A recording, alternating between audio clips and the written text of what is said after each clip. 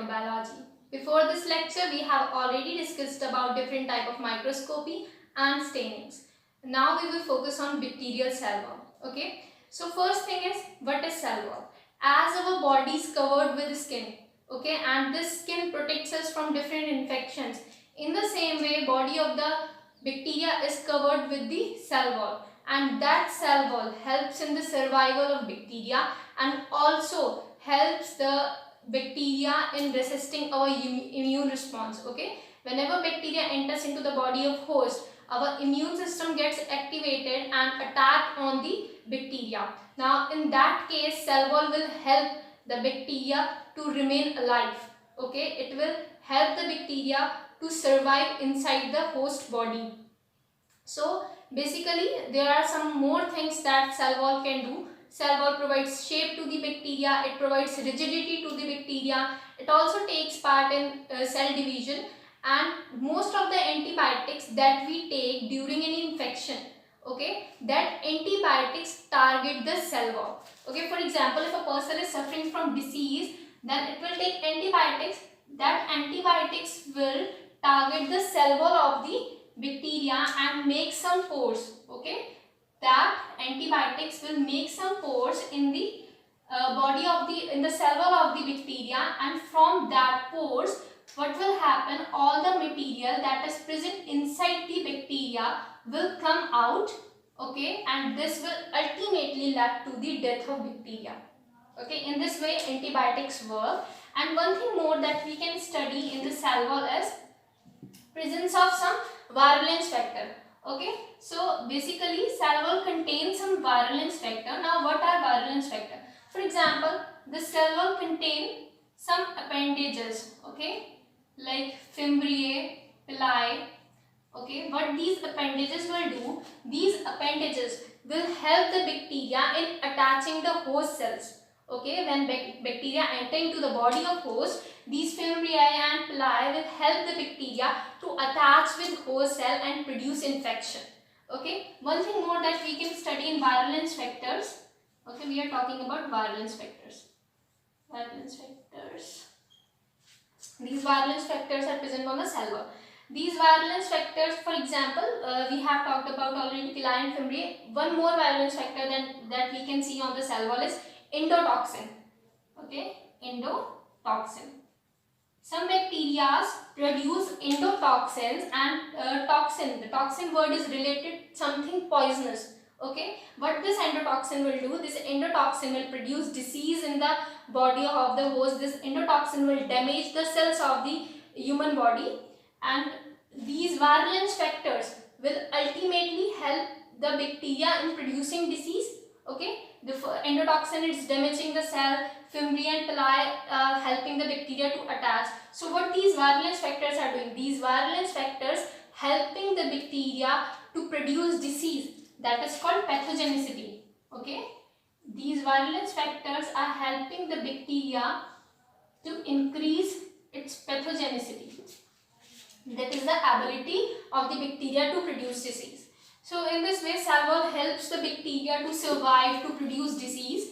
Now we will talk about the different cell walls. Okay, so we have learned that the bacteria that are present in the surrounding are either gram positive or either gram negative. Both gram positive bacteria and gram negative bacteria have different type of cell walls. We will talk about them one by one. Okay, first we will talk about the gram positive cell wall. So basically gram positive cell wall is much simpler as compared to gram negative cell wall. It is basically made up of two things, that is peptidoglycan and teichoic acid. Okay, first is peptidoglycan. So peptidoglycan is further made up of peptide.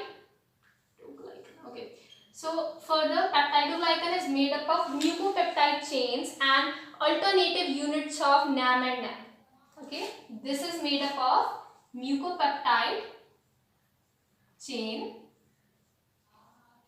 and alternative units of NAM and NAC.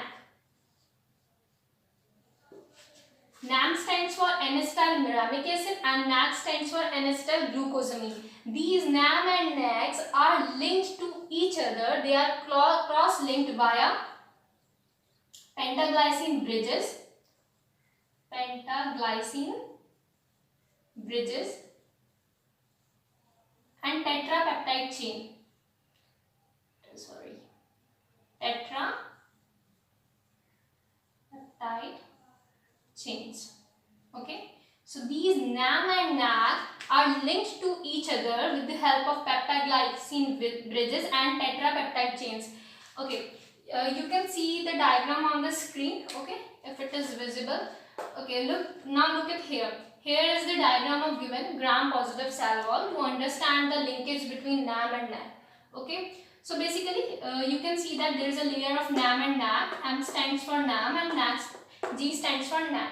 Now what will happen? There are some chains present that are called tetrapeptide chain. As the name suggests, tetra means 4 and peptide means some residues of amino acid. Okay, so there are 4 residues of amino acid in tetrapeptide chain. First is L-alanine. Okay, second one is L-glutamine.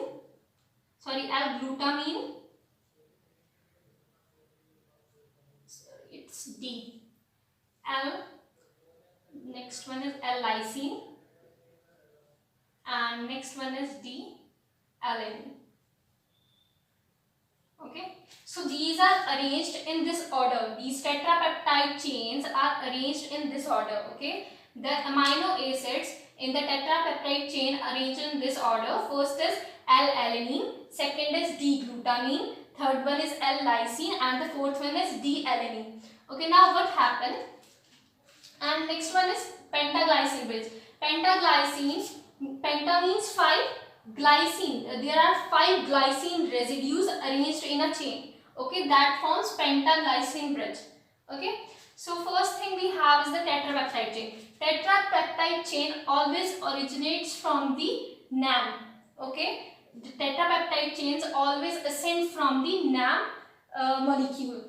So from NAM molecule, tetrapeptide chain is originating, and tetrapeptide chain has a sequence of L-alanine, D-glutamine, L-lysine, and the fourth one is D-alanine. Okay, and here is another adjacent tetrapeptide chain is present in the same order.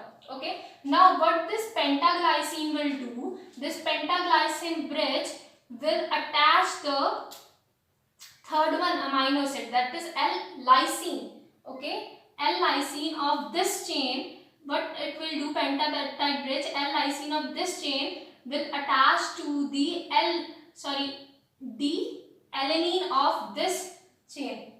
Okay, what it will do, pentaglycine bridge will attach the L-lysine of adjacent chain to the D-alanine of the adjacent chain. ठीक है, जो ये pentaglycine bridge है, it will help in attaching the L-lysine to the D-alanine. In this way, this cross linkage is made.